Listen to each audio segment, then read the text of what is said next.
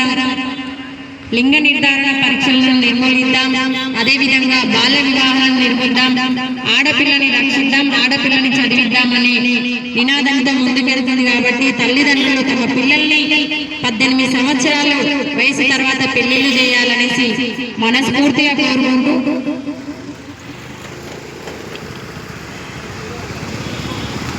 అమ్మ నాకు పెళ్లి చెయ్యకు, నా బాల్యాన్ని బంది చెయ్యకు, చదువులోనే బంది ఉన్నది నాకు చదవాలన